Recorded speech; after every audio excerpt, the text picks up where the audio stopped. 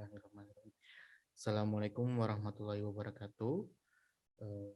Perkenalkan, nama saya Dava Ramadan yang akan menjadi moderator pada presentasi kali ini. Kelompok kami akan memaparkan materi soal psikologi komunitas dalam sistem hukum dan sosial atau law and crime. Untuk presentator pertama ada Saudara Wresni, silakan. Baik, saya akan membacakan sejarah hukum dengan psikologi. Hukum merupakan refleksi atau cerminan ideologi yang dianut oleh suatu negara. Pancasila sebagai ideologi memuat peraturan perundang-undangan yang ada dan sekaligus memberikan ruang berlakunya norma-norma yang hidup di dalam masyarakat lokal, selama tidak bertentangan dengan Pancasila. Selanjutnya, REC yang merupakan teori Adolf Melky yang dikembangkan dari lebih lanjut dalam teori hukum murni, Hans Kelsen. Posisi Pancasila sama sekali tidak dapat disebut sebagai ideologi, dikarenakan hukum dalam pandangan ini dibersihkan dari anasir-anasir yang tidak yudiris, seperti etis, sosiologis, politis, dan sebagainya. Dan sama sekali terlepas dari desain dan kenyataan sosial. Dalam pandangan ini, Pancasila disebut sebagai Grundhorn. Baik, akan dilanjutkan rekan saya selanjutnya. Silakan pada Saudari Rosna ini. Sejarah hukum dan psikologi. Sementara psikologi telah terlibat dalam sistem peradilan pidana untuk waktu yang cukup lama. Peran mereka sebagian besar hanya terbatas pada penilaian dan pengobatan individu dalam sistem yang telah distandarkan. Baru-baru ini peran lain yang mengikuti kerangka konseptual dan paradigma psikologi komunitas telah diusulkan. Dalam pembahasan ini, kerangka kerja dan kemungkinan intervensi untuk psikologi komunitas yang lebih bisa terlibat dalam masalah yang lebih dalam. Hal-hal yang tidak dapat dijelaskan secara medis dapat penekanan faktor-faktor tertentu yang dilakukan psikolog dalam memberikan terapi.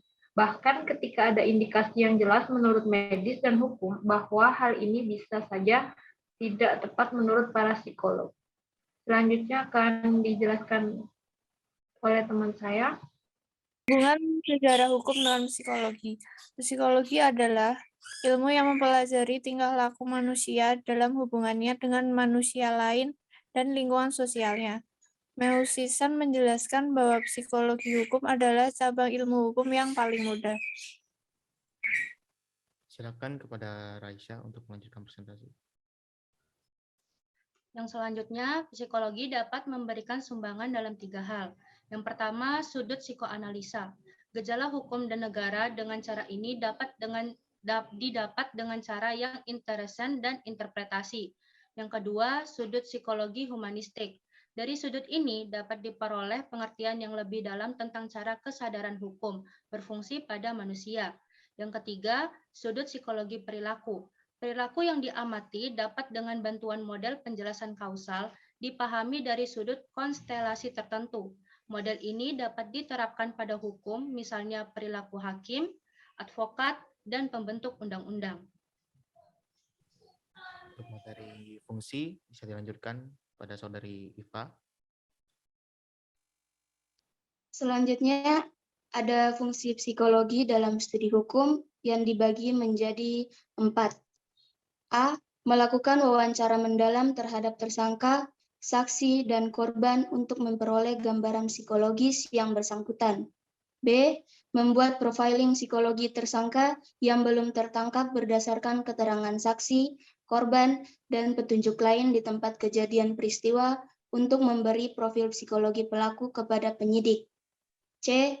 Mendampingi dan memberi saran kepada penyidik dalam melakukan interogasi untuk melihat perilaku yang bersangkutan.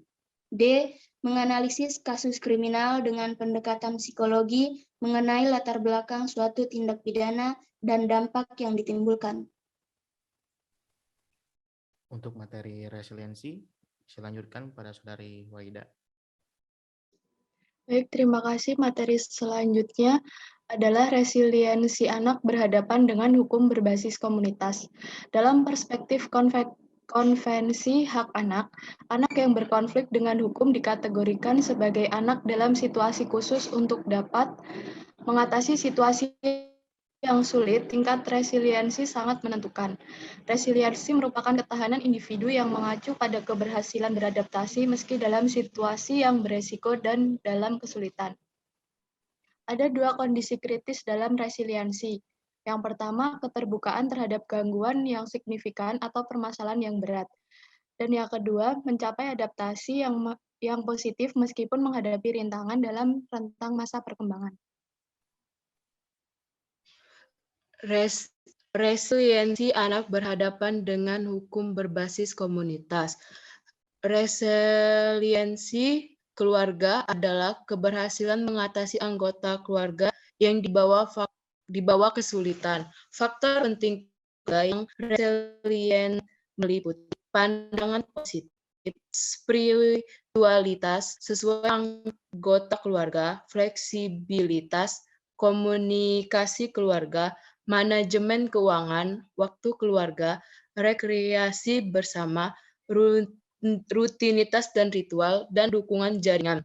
Orientasi sebuah ketahanan keluarga didasarkan pada keyakinan bahwa semua keluarga memiliki kekuatan yang melekat dan berpotensi pertumbuhan. Silakan bisa dilanjutkan oleh Sinta. Oke. Anak berhadapan dengan hukum. Mengacu pada Undang-Undang Nomor 23 Tahun 2002, anak adalah seseorang yang belum berusia 18 tahun. Kenakalan pada anak berhadapan dengan hukum dapat disebabkan oleh pola asuh anak dalam keluarga dan atau keluarga pengganti. Hal ini dapat dilihat dari kurangnya penanaman nilai dan norma, penerapan aturan yang tidak tepat, kurangnya kasih sayang atau cara memberikan kasih sayang yang salah, dan tidak adanya figur orang tua yang dapat diteladani oleh anak. Baik, untuk bagian penutup, silakan dilanjutkan oleh Dimas Haryo.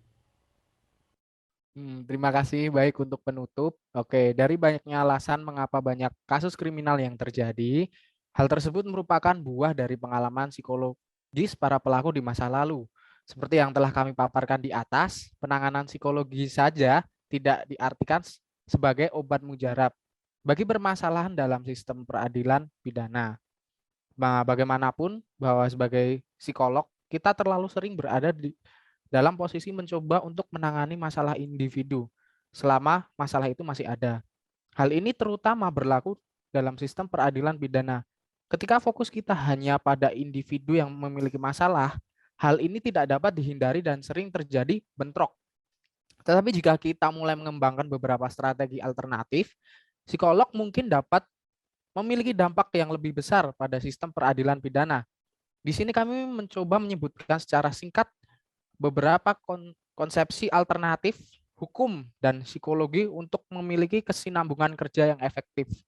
Meskipun untuk campur tangan dalam peradilan pidana bisa melakukan andil jauh lebih awal sebelum sistem keputusan. Silakan bisa dilanjut oleh Saudara Dawas. Baik, penutup yang selanjutnya saya lanjutkan.